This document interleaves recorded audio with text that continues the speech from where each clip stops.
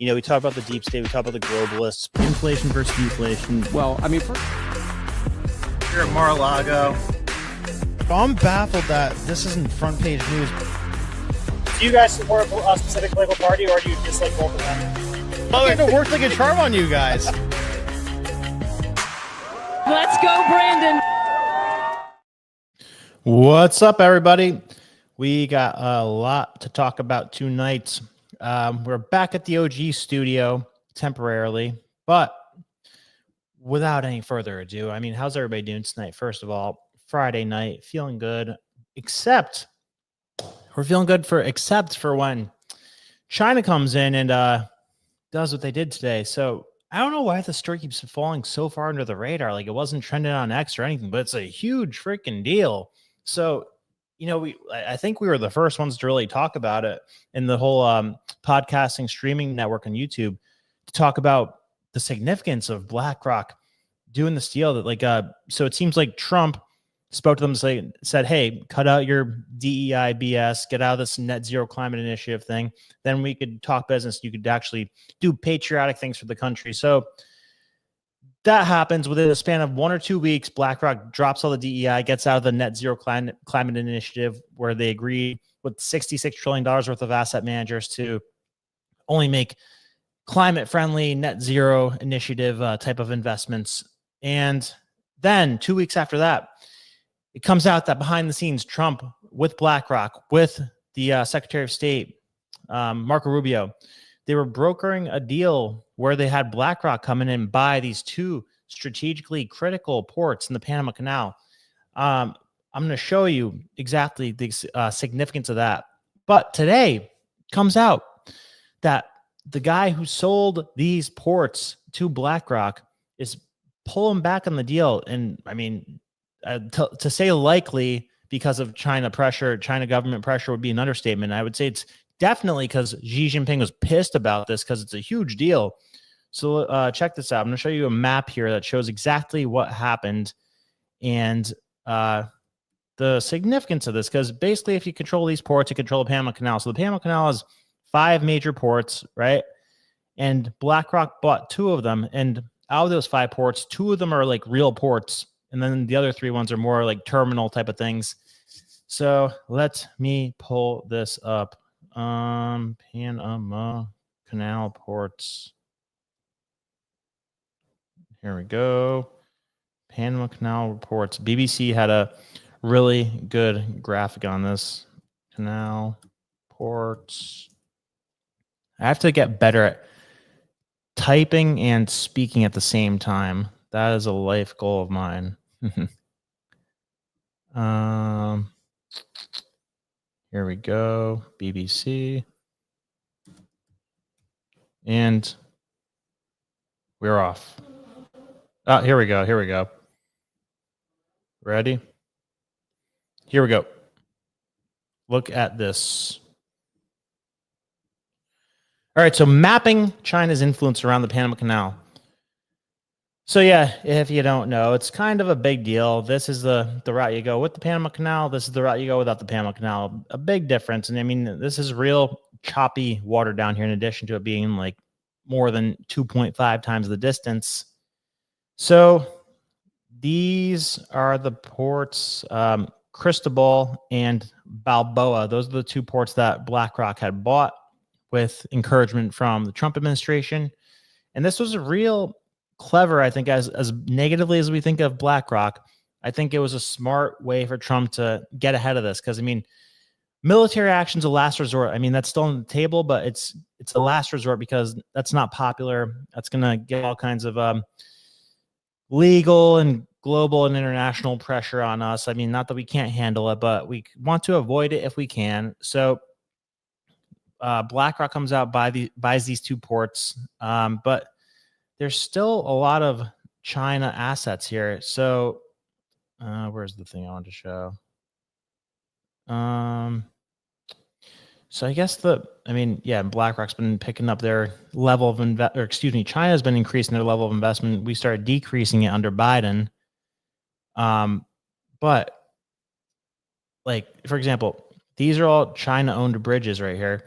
So if China has the ability to block us from using the Panama Canal, that's a big deal. Like the other 3 ports that were not owned by China were owned. One was owned by the U.S., one was owned by Singapore, one was owned by Taiwan. So not as big of a deal, and those are all small ports. But then today it comes out. Let me see. Where did I put this? Here it is. Here it is. All right. So CK Hutchison, which is the company that sold these ports to BlackRock with a bundle of 44 other ports, BlackRock paid like 2x market value on it. So from Bloomberg, CK Hutchison to delay signing Panama ports deal, says the media. Billionaire Li Ka-shing, Hong Kong's most famous tycoon, won't go ahead with the expected signing next week of a controversial deal to sell his Panama Canal ports to a consortium including BlackRock Inc., according to media reports. While Lee's flagship CK Hutchison holding won't sign the deal, which is expected to occur on April 2nd, it doesn't mean the sale has been called off, South China Morning Post reported, citing a source it didn't identify. Significant details remain to be decided due to the complexity of the transaction, it said. Local media outlets, including Sing Tao, also reported the agreement wouldn't be signed. The Balboa and Cristobal ports on either side of the 51-mile Panama Canal, which connects the Atlantic and Pacific Oceans, form a key part of the deal involving a total of 43. Yep, you know that. So, planned sale highlighted political risks for companies, blah, blah, blah, blah, blah. So there's a lot of articles, though, that like Panama Canal. Watch, I bet you just type this in, you're going to see an article that says how upset Xi was about this. So let's see. BlackRock led Panama Canal port deal. Why is a setback for Xi Jinping and China? Yeah, I mean, we know why it was a setback for them. So they're trying to do the Belt and Road Initiative. And that was a big part of it. Let's see if we could do a map of China Belt and Road Initiative map. Here we go.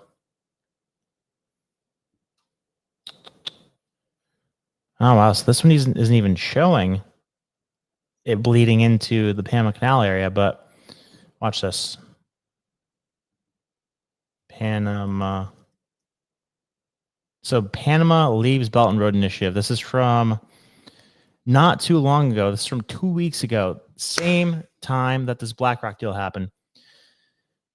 According to Newsweek, on February 6th, the Panamanian government gave China a 90-day notice of withdrawal from the Belt and Road Initiative. Decision Jose Raul Molino said was made prior to the visit of the U.S. Secretary of State Marco Rubio. Yeah, I'm sure it was because you knew you were going to have to do it. I'd say as far back as November 5th, 2024. Beijing's reaction not long in coming. According to a statement from the Chinese embassy in Panama, the Chinese government summoned Panamanian ambassador to Beijing, Miguel Humberto Lacaro Basanaras, I mean, geez, with these freaking names, to express its dissatisfaction and urge Panama to reconsider its position. Panama's departure from the BRI comes at a transformational time in government and geopolitical economic dynamics in years, blah, blah, blah. So you get the point. They pulled out. China wasn't happy about it. China felt like it had a window to make big moves. But, I mean, guys, as powerful as China's gotten, as much as like all these people love to worship at the altar of China and say like, hey, they're just the next big thing. Like, you know, throw in the towel. It's going to happen one way or the other. No, like we made China rich. Look, China GDP.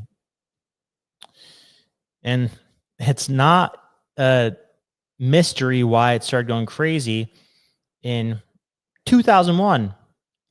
That's because that's when they got into the, yeah, see, so China's the blue, right? Flat. Look at their GDP there. Flat, flat, flat, flat. Gets a little bit of a lift. A little bit of a lift in the 90s. That Clinton cash coming through. And then, boom, freaking takes off after 2001 when they get into the World Trade Organization. Stupid, stupid, stupid Clinton agenda. All right? So, look at this, though. They're flat. You know, we take off in a big way. They're flat right now. I think their GDP peaked. I mean, if you're a real OG viewer, you remember I showed a Wall Street Journal article like probably a couple of months ago now that where the Wall Street Journal said that China's economy might have peaked. Like, this is totally artificial growth. This is because all of our manufacturing jobs went to China after we allowed them into the World Trade Organization. We gave our companies the ability to manufacture things in China, paying them probably 50 cents an hour. I've seen some places say our manufacturing companies, our companies in general that had manufactured products were able to save 90% on their production costs by offshoring it to China, right? So that's why you see all these decrepit, out of business steel plants and auto manufacturers. That's why, right? Like, it's a miracle that any still exists, let alone, that it's not a thriving industry. So it's a totally artificial thing that China has grown to this degree. Let's see if I can find that thing. Just so you know, I'm not talking shit here. Wall Street Journal, China, GDP peaked. I think this is it. How freaking good. Yep, this is it. How freaking good am I? Not to toot my own horn. But let's see. So this was the 2015 forecast for China's GDP, or China's GDP as percentage of US GDP. Then the 2019 forecast, then the 2024 forecast. So they're trending downward, right? Working age population, negative now. Negative officially. Debt as a percentage of GDP, highest. They printed way more money than us. Yeah, floor space sold, bad. Look at those ghost towns, literal ghost towns. All right. Share of global manufacturing. We got to get that corrected. We got to get this one corrected because there's some scary maps out there, or charts out there that show, like, just in freaking 20 years, the U.S. used to dominate in this 20 years ago, and China took it this quickly. I mean, top manufacturing countries. Where's the chart I like? Where is the chart I like? By year. It's a visual capitalist chart. Pat showed it the other day on the podcast. Come on. Where is it? What the hell do I have to type in to get that chart? Top manufacturing countries. Which countries manufacture the most? Visual capitalist.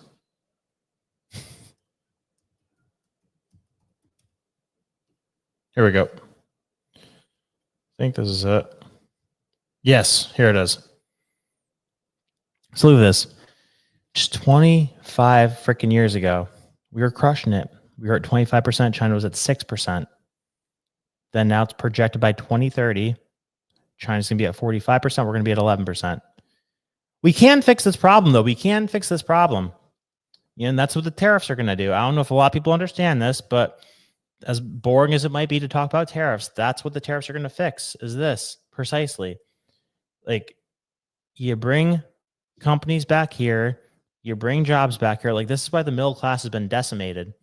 Look at this. Income growth by class.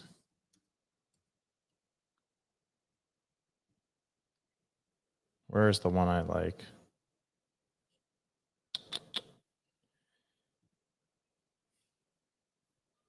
Yeah, that's not even the best one. There's a chart that shows that literally the bottom percent, like the lower class, has had a higher income growth than the middle class over the last 25 years because of welfare and because of offshoring our best jobs. So this isn't a big problem. Like, this isn't an unfixable problem by any means. People don't understand the end goal of tariffs is to bring back higher paying jobs, one, and lower taxes. So they see the initial thing like, oh, things are going to be more expensive. Yeah, but you're going to make a lot more and pay a lot less in taxes. And we're going to have a better industrial base. We won't be dependent on China for like pharmaceuticals and like microchips and critical things that we need for like to sustain our national security, to sustain our national health. Blah, blah, blah, blah. I know. I mean, I guess the question that would be interesting to ask you guys is, do you support this BlackRock aspect of this to go full circle to complete the weave? Like, I remember last time we spoke about this, you guys weren't so happy about BlackRock being involved in this. So let's just take a pulse of you guys and see what you think. Do you like the BlackRock Panama Canal deal? Yes. No. Maybe even a better way to have phrased that would be, who would you rather own the Panama Canal, BlackRock or China? So pretend it says that. It basically says that. That's essentially the question, which I don't know. I think it's pretty obvious right now because BlackRock, we could at least seize control of it if they got rebellious with us. But China, we have to go to war if they get rebellious with us. Like if China blocks that thing off, what the hell are we supposed to do aside from go to war with them? Now, I don't know if they'd necessarily want that, but it's in the cards. It's on the table. So while you guys brew and simmer on that, let's go over and talk about GameStop, because I jumped into the chat on Unusual Suspects today, and I was saying, what should we talk about tonight? And a lot of you guys said GameStop, so I'm game. I'm game to talk about GameStop. And I'm going to bring a unique angle that you might not expect here, because, I mean, I think it's pretty straightforward what's going on here. Like what's his name? Roaring Kitty. I think he's trying to revamp GameStop and turn it into something else. But he's trying to make it like a Bitcoin proxy, basically, like the way that MicroStrategy is. So they're taking out or planning to take out a $1.3 billion loan to buy Bitcoin. All right. So, and their stock the traders didn't like that. So GameStop Corp shares slumped as investors responded to the company's plan to load up on debt in order to buy Bitcoin. The video game retailer erased a quarter of its value on Thursday, shedding $3 billion in market capitalization in its largest drop since last June. The rout came after the company on Wednesday afternoon announced plans to sell the $1.3 billion in convertible bonds to fund Bitcoin purchases, as it embraces a strategy that was developed by the cryptocurrency advocate Michael Saylor. When the company made an initial announcement about Bitcoin strategy on Tuesday afternoon, it sparked a rally in its shares that brought the stock up by the time the markets closed on Wednesday. But the additional information about the bond sales soured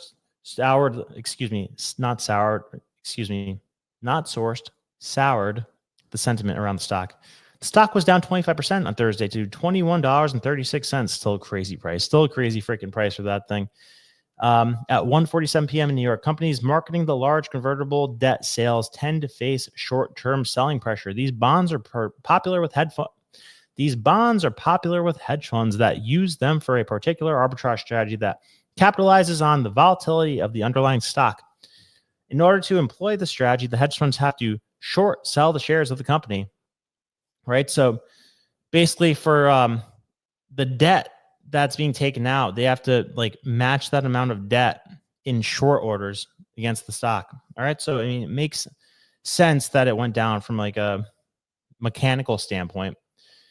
The Grapevine, Texas-based GameStop joins a growing list of public companies taking on convertible debt to buy Bitcoin in an attempt to capitalize on upswings in the cryptocurrency. The tactic was pioneered by Saylor's strategy, the enterprise software company formerly known as MicroStrategy, which has acquired more than $40 billion in Bitcoin and seen its share price soar. Everybody's freaking laughing. I mean, including me. I thought Saylor was nuts because the word on the street was that it almost got to a point where he got margin call, but he said that he never even got close to that. I forget his exact explanation behind that, but he said he was sitting pretty the whole time. So a convertible bond is a hybrid instrument that allows the holder to convert the bond into a predetermined number of shares if the stock rises above a certain level. GameStop is marketing its notes, which are due in 2030, with a 35% to 40% conversion premium. I know we're using a lot of techno here. I'll simplify that in a second. According to people familiar with the deal who asked not to be identified because the information is private, the premium determines the price at which the conversion happens. So it's like an option. GameStop's entry into the market comes even as investors appear to be growing more skeptical of the strategy. The premium that GameStop is looking to offer on its bonds is less than roughly 55% premium on a similar issue from strategy.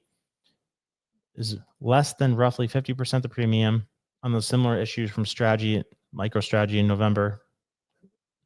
From strategy in November? Yeah, I think it's something MicroStrategy. More recently, Strategy made a $2 billion sale in February that offered investors more advantageous 35% premium.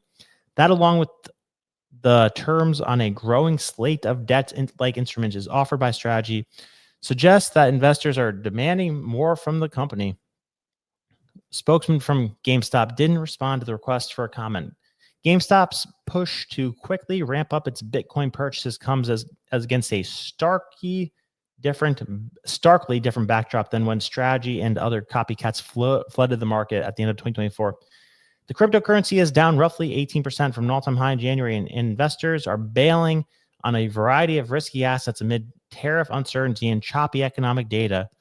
Still, the tactic is appealing for GameStop because, as looking at diversify, blah, blah, blah, blah, blah, blah, blah. Tuesday, it would be closing more stores after a fourth quarter revenue declines 28% to $1.28 billion from the year ago prior. Sales of hardware, accessories, and software declined in the quarter, though collectible sales rose. All right, so we get the point, I think. Yeah. We're almost at the end. Might as well finish it. Cohen became the chairman of GameStop 2021 CEO after 2023, after an activist battle that helped him turn the company into a meme stock at the height of the pandemic. Since the company had tried various strategies to revive the faltering company, blah, blah, blah, blah, blah. All right, so I mean, I get what they're doing here. What's this? A variety of companies ranging from medical tech providers to hotel developers have been inspired by the rise of Strategy. Its stock has increased over 2,600% since co-founder Michael Saylor began investing in the company's cash into Bitcoin as a hedge against inflation in 2020. That's crazy. 26% in 5 years. 2,600% in 5 years. The cryptocurrency is up close to 700% over the same period. Many companies have used corporate cash to purchase digital tokens. We get it. Let's see. MicroStrategy stock. Look how stupid that is. So, yeah, way back when I remember a point in time, this looked like a crazy number to me. Because, yeah, it was right around here. But, yeah, man, this thing is a freaking rocket when Bitcoin takes off. What's the market cap? $76 billion market cap. Bitcoin price. Yeah, direct correlation with MicroStrategy. 83 now. See, so what I think that people should think too is that, like, of course, the price things are going to go down when they're trying to take cut $1 trillion from the government budget. Elon Musk, $1 trillion cut. Yeah, look. Elon Musk says Doge aims to finish $1 trillion in cuts by the end of May. Guys, I will push my chips into the middle of the table and, like, put my reputation on the line. I think this is the freaking driving force behind why the stock market's acting up right now. Not tariffs. I mean, maybe a little bit of tariffs, but I think it's completely this. Like, you know what the federal budget is? It's $5 trillion, or that's like what the amount of revenue the government takes in through taxes. Then recently, it's been like about a $2 trillion. Excuse me, did I say $5 billion? If I did, I meant to say $5 trillion budget. And then they spend an extra $2 trillion in deficit spending. So if you cut $1 trillion from that, that's huge for the asset prices of everything. Like, I was trying to explain this to Amy the other day, because I think we were listening to Glenn Beck on the way to work, and she's like, Glenn Beck's like, yeah, and like this and that, and this is why you should buy gold because the dollar might crash. And she's like, oh wow, so if the dollar crashes, will the market crash? I'm like, no, if the dollar crashes, then the market would explode higher, which, a lot of people don't connect those things right away. But so when the stock market goes up, that means the dollar is going down. Like the reason the stock market went ripping higher during COVID and after 2011-ish, it's because the value of the dollar has gone down. So like money devaluation, currency devaluation makes asset prices go up. So that's why crypto, real estate, stocks, all of that went up, like collectibles. That's why everything went up in price when we printed money. So no, it would actually be that like if the dollar crashed, the price of everything else would go up. But if the price of everything goes down, then the strength of the dollar goes up. So like we haven't had a good period of deflation in a long time. The last time that it's really only during a market crash that deflation happens. And China's fighting deflation like hell right now because they're not as well equipped to handle it because they're not like a nation of spenders the way we are. But let me take a look at this real quick. So Elon Musk from Bloomberg. Elon Musk, the billionaire running President Trump's federal cost-cutting effort, said he plans to slash $1 trillion in government spending by the end of May. Musk, in an interview Thursday with Fox, Brett Baer said he believes the Department of Government Efficiency can find that level of cost savings within 130 days from the start of Trump's term.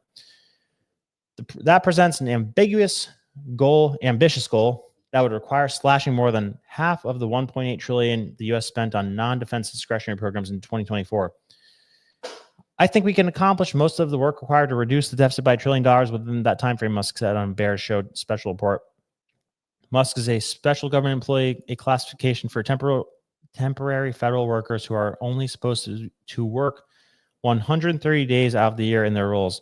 Musk said he wants to cut 15% of the government's annual spending, which amounts to $6.75 trillion in fiscal year 2024. That's a reduction of about $1 trillion. Musk says he is confident that he can slash that amount without affecting any of the critical government services. I'm going to show you in a second an important thing that he says about Social Security, because the liberals are freaking out saying like he's going to cut my Social Security. Like no, the government's going to cut your Social Security if somebody doesn't address the problem. Like they've been screaming off the mountaintop for years now that Social Security, the trust, doesn't have enough money to start to keep paying after 2032, and they're going to have to cut it by 25%. So what he's doing here is going to actually give you a chance to get your full Social Security after 2032. All right, so chill out. And it's so funny that everybody got all mad when I made the Dark MAGA video about Musk. Like I'm probably like the best defender of what Musk is doing because I can actually articulate what he's trying to do in a way that the people like makes sense. It's not like the surface level argument of like, oh, he's doing a great service. Oh yeah, like we need to like end all government jobs. Oh yeah, we need to like cut all the budgets. Like no, we just need to trim some and we need to let deflation set in. And this is the best way to do that because I've showed you the deficit spending before. Like that's what's propping up the stock market. Let's see. I'm sorry for people who have seen this a bunch of times, but I feel like I keep needing to show it in case there's new people here. Deficit spending by year. This is like the thing that's kept up the stock market. It's a huge freaking contributor to inflation. Deficit spending by year. Look, all the red. And this only goes back to the 90s, but it's like this all the way back until before the gold standard ended. So this is what he's trying to chip into. So we did 1.6 in deficit spending last year, 1.75. So he's trying to basically cut this in half, like take this up to here, which would be so good. It would be so freaking good. It will make the market go down, but I don't know why average people are pissed off about that. Like 10% of the country owns 90% of the stock market. So when the stock market goes up, it makes things more expensive for 90% of the country because that 10% that owns the stock market starts spending more because they feel richer, right? The wealth effect. Oh wow, I totally. I'm jumping all over the place, but I wanted to make a point about the GameStop thing. So the thing that nobody talks about with the GameStop thing that got exposed in a big way is the concept of payment for order flow. So you might have never heard that before. Like write it in the chat if you've heard. What do you know what payment for order flow is? I know Greenspan knows what it is, but it should be illegal. Like if insider trading is illegal, then payment for order flow for damn sure should be illegal. Let me let me close out. Actually, no, let me not close out yet. Let me show the definition, then I'll explain it. For order flow. Compensation that stockbroker receives from a market maker in exchange for the broker's routing its clients and trades to that market maker. So let me explain. So this is what happened when the GameStop thing happened. So, right. So you have brokers, you have brokerage houses like Citadel, which was the one in the GameStop, whatever you want to call it, dilemma. So, you know, you sign up for something like Robinhood or TD Ameritrade or was it Schwab and something? And, you know, you ever go to buy a stock on one of those apps and it takes a long time for the order to go through? That's because these brokerage houses, they let you sit there for a second and they'll say like, oh, hey, we have a long line of people, like $10 million worth of orders for GameStop right now. And they'll, you know, pan it out to their clients and say like, hey, anybody want to jump in line and buy this stock before we let all these orders process? So they jump in, then they let the small people, then they jump in, the big guy, they jump in on that data, on that tip. Then the brokerage firm lets all the little investors come in, and it gives a nice little boost to the one that got in first, that cut the line, and then they jump out. So it's just arbitrage all day. You know, you can see these little opportunities where you could jump in, the thing goes up by 5%. You put in some options, and you get a nice 20% banger right there, and within 5 minutes, and you jump back out.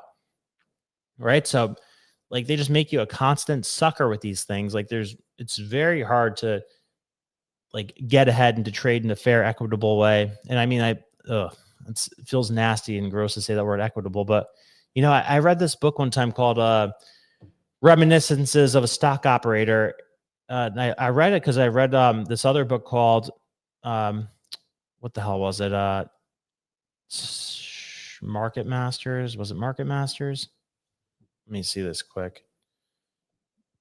Market Masters. Was that it? No, that wasn't it. What the hell was it? Stop. I have to find this. I'm sorry. I have to find this quick. Market book.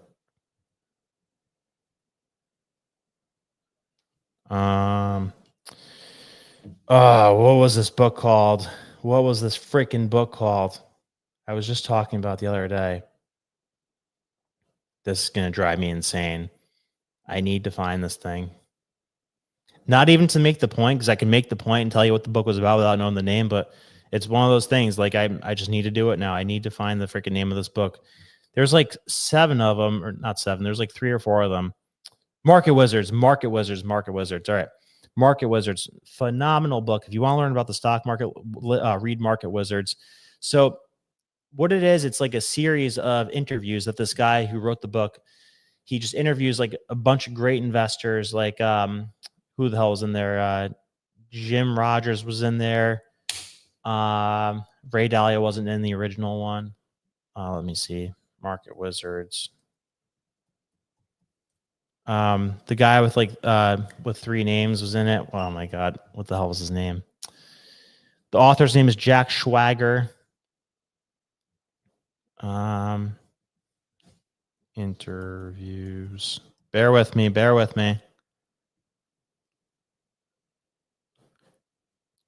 Here we go. Paul Tudor Jones. That's who I was thinking of. So, you know, Richard Dennis, Paul Tudor Jones, Ed Sequoia, Marty Schwartz, Tom Baldwin, Michael Steinhardt, Bruce Kovner. So all these guys, they had like the same story over and over and over again. Like they got into it. They were day traders. They got demolished. They sucked at it. And then they applied a few different rules, and then they became billionaires.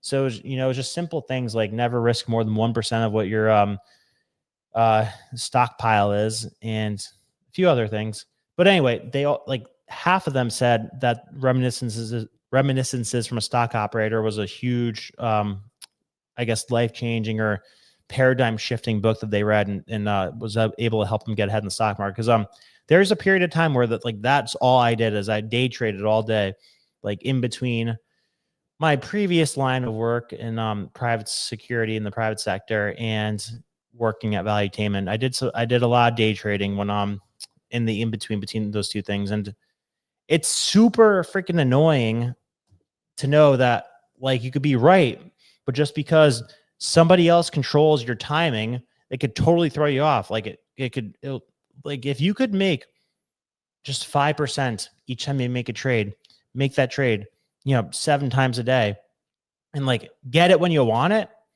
it would be so easy to be freaking rich. I'm telling you, if you could make a trade happen when you want it to happen, it's not a hard thing to do if you get obsessed with it. And that's not financial advice. I'm not encouraging you to do that. And I'm definitely not encouraging you to do it because the system is set up against you. Like with this payment for order flow thing, it's bullshit.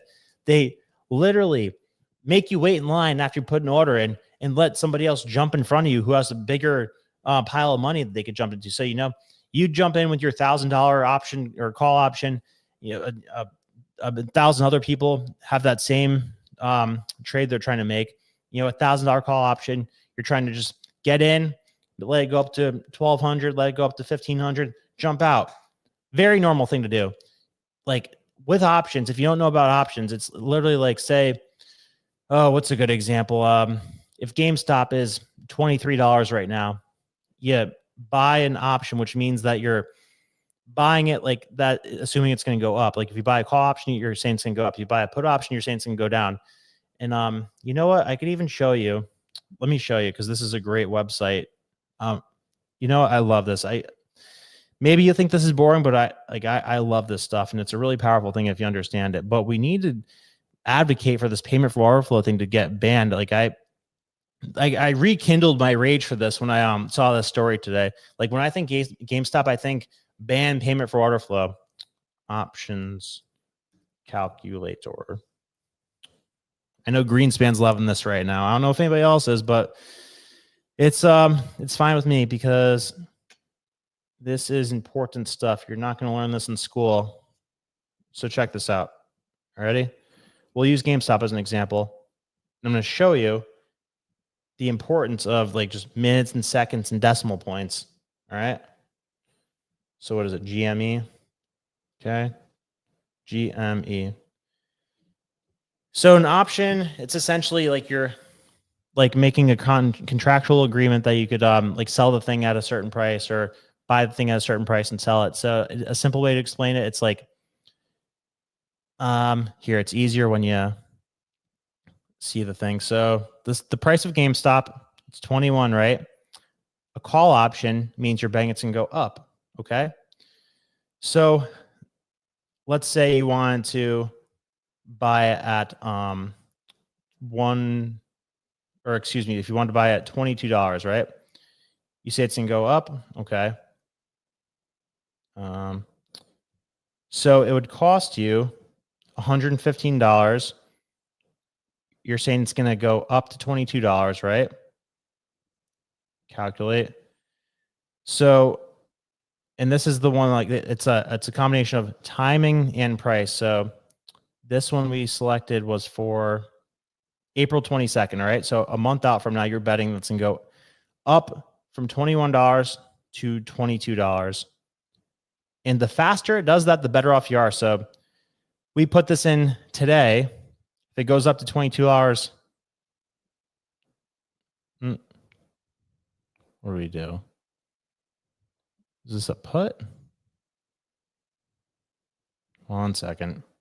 Oh, yeah. See, I selected put by accident. My bad.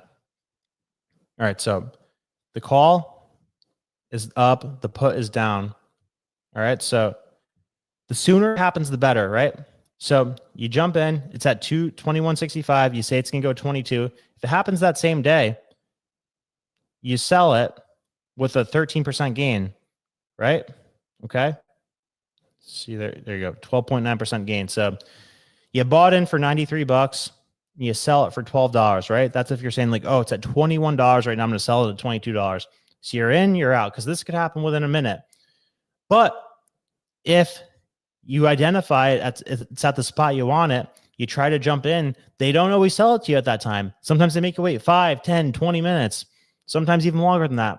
And if it makes that move before you get in, then it's a big deal, because, look, $22, you're at 13%. $21.85, you're at 4%.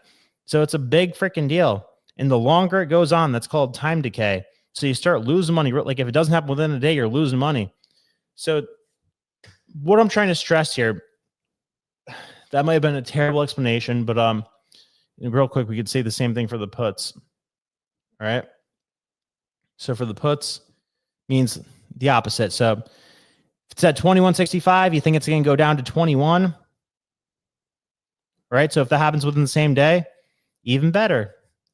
35% gain. You could walk away with with 37. You could walk away with a 36% gain within a couple minutes if it goes from 21.65 down to 21. So just 65 cents, you're up 37% or 36%, right?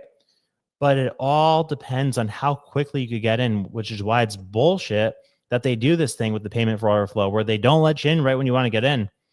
It sucks. It really sucks. And that's why I talk about reminiscences of a stock operator. I'm reminiscent of a freaking time that I didn't even live in. I'm listening to this thing about the way these guys traded in the 70s. And all I could think of during the thing is, wow, I was born at the wrong freaking time. If I was alive at this time, if I was my age right now in the 70s, I would have freaking crushed it. No doubt about it. When you're just and right now they have AI making a lot of these trades. I think something like 90% of trades are made by a computer today. It sucks, but that it is what it is. You're you can't do anything about that. But what you can do something about is them boxing you out. So I think that gets way too little attention. And I had to rant about that. I'm going to put a poll in the chat right now. Did you understand what the hell I just said? Wow. Most of you guys are against the BlackRock thing. Interesting. So what should be done? You want us to just do a full-on military invasion? Man. All right. I'm going to write, did you understand what the hell I just said?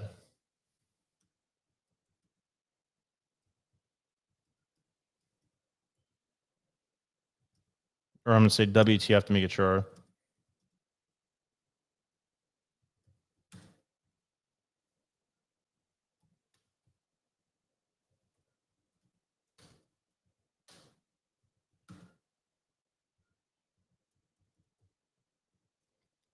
All right.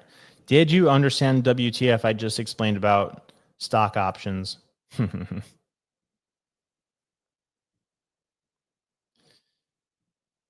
Man. I miss this stuff. I don't do it anymore as much, but I miss this stuff. So I freaking love this stuff, even though it's a rigged system right now that sucks.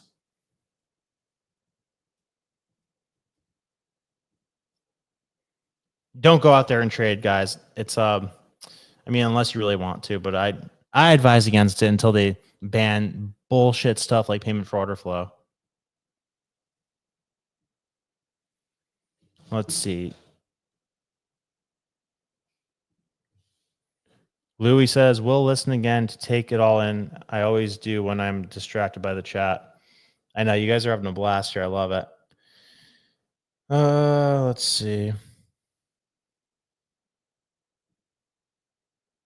About 70%. No, TJ, I don't trust BlackRock, but I'm saying it's easier to deal with BlackRock controlling the Panama Canal than it is with China.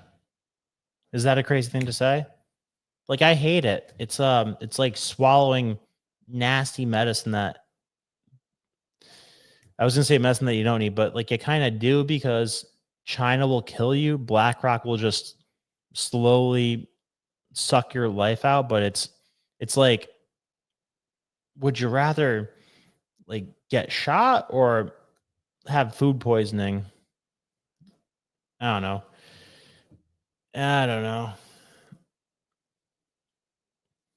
Like one situation is much more controllable, so that's why I'm with it. That's why I'm with it. Yeah, I wish we would just swing it around and assert ourselves down there, but I think Trump's trying to be politically correct with it. Let's see. What sounds good? The explanation? Let's see. What's the poll saying? All right, 69%. Nice. All right, you guys are smart. I underestimated it. I thank you. I love it. I'm glad that was comprehensible. Oh man. Oh, here's a good one. Gotta talk about this. So Trump real quietly launched a big ass lawsuit against like the entire Russia investigation team. So this is pretty sick. Look at this. All right, this is a clip from Kash Patel and Charlie Kirk explaining what Trump is doing with the lawsuit. It's his best one yet. No. Oh, I'm playing out of my computer. 1 second. I don't know why it always does that. Is that right? I think so. I want to ask your thoughts on the news yesterday. We didn't touch on this at all. Donald Trump filed a lawsuit yesterday. Yeah, and it's probably, hopefully he's not listening. It's his best one yet. No. Is that right? I think so. It's the most conclusive, comprehensive lawsuit. It's basically if you took the Russiagate investigation, which Devin and I ran, and looked at it from a criminal perspective, what Donald Trump has done is said, okay, how do I encompass everyone from Comey, Clinton, Clapper, Brennan, and all the whole DNC crew on down? How do I get them civilly in federal court? And the way you do it is you utilize this thing called RICO, Racketeering Enforcement and Corrupt Organizations. We used to prosecute gangs under RICO statutes criminally. Cartels. You're right. But what most people don't realize is RICO also has a civil function. So what he did was he took the RICO statute, which is permissible under by law, and said these guys orchestrated the largest criminal enterprise in U.S. history, but I'm suing them on my civil side of the house for, I don't know, $75 million. The whole point, right, is to get to discovery. Yes. Well, then also civil can lead to criminal. Absolutely. It can. But I think John Durham's got that covered. We can talk about that later. But I think what the president wanted to focus on was finally say, I'm not going after onesies and twosies here. I'm bringing everybody in, one federal lawsuit. Everybody's got to go to the table as a defense. So just being objective, do you think this has a chance of... Yes. Walk us through why, because I mean we've just kind of been so used to be cynical. Sure, right? and we talk about how hard it is for defamation and when you get deplatformed and all that. This is totally different animal. What he did was figure out a way with his team of lawyers to say, okay, how can we encompass everybody? And the only real way to do that is RICO. But is there a way to hold them accountable under that statute civilly? RICO permits that both monetarily with judgments north of $100 million, which he doesn't really care about. But if you find them at fault, the discovery process along the way is what's critical, because they're going to have to come in and say, no, Mr. President, we did not violate the RICO statute. We did not enter into an organized conspiracy against you to prevent you from being president. And then while you were president, we did not go up and illegally surveil you. And by the way, the great thing is, how are they going to get around that? There's an inspector general report that says exactly what they did, and that's what Donald Trump brought civilly. And there's also Department of Justice filings, the revocation of the FISA warrants against Carter Page. How are they going to get around that? These are judicial rulings in place and concrete memorandum under oath that they can't die. All right, so I dig it. I've been hard on Trump the last couple of weeks for not going as hard as we'd want him to go against the swampy people who tried their best to destroy him, like Clapper, Comey, Brennan, that whole crew. Maybe he can get them this way. He's doing it the right legal way. I just fear that like the more that time goes by, the more that he lets them fester out there and plot and plan and regain their balance. I worry for him. I worry for him while those predators are out there. Now, this is a very beautiful and graceful and civil way for him to do this. You know, it could totally work, but it's going to take a long time. It's a marathon instead of a sprint. And I just think there's dangerous people out there and I worry for him. So that's why I put the pressure on him out of love. I want him to, strike like a thunderbolt, like the Art of War says, lie in the weeds and strike like a thunderbolt when the time is right. Maybe that time hasn't come yet. Okay, fine. I'll chill out. I'll trust the process, but I just don't want you to, I don't want this to be a JFK situation. All right. And with the stuff that he's doing, with the money that he's messing with for people that are dangerous people, I'm worried about that. So I want him to come down hard on the people who don't want him in office. And if there's a legal basis for him to act swiftly, then do it. They came at him with much less and they were able to almost get there. So I don't know. Maybe I'm being impatient with that. I just I'm doing it out of concern. I don't know. What do you guys think? Do you think that this is the right way to do it? You think he could be more aggressive with some of this stuff? Yeah. Greenspan, you got 7 puts for Mag 7 puts for January 26th. Guys, I mean, for those of you who aren't regular options traders, that's a big one. That's you gotta put down a lot of money for time duration that big. That's I think that's a great investment right there, because I think that everything's going to go down this year. So good call, Greenspan. I might explore something like that too. I this is might be inside baseball for a lot of you guys, but there's a thing called the VIX, the volatility index, which basically it goes up and down based on the amount of amount of put options that are being bought. So it's basically a hedge index, to gauge nervousness in the market. And I was obsessed with this thing after I learned about the stock market. And I unfortunately got obsessed with it at the wrong time, because in 2021, I'm this stock market, it's so high, it's got to go down at some point. So the VIX seems like a good thing to put options on over and over and over again. And that wasn't good. That did not end up well. VIX Ultra.